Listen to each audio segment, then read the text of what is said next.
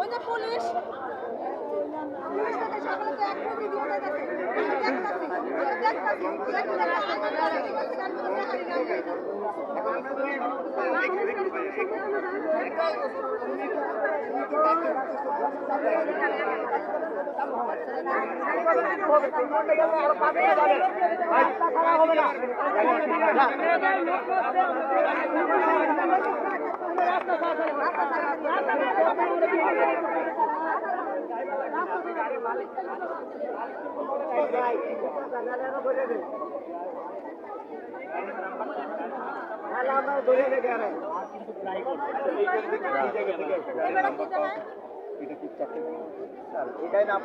আরে ভাই সামনে সেটা কাজ করতেছে তো।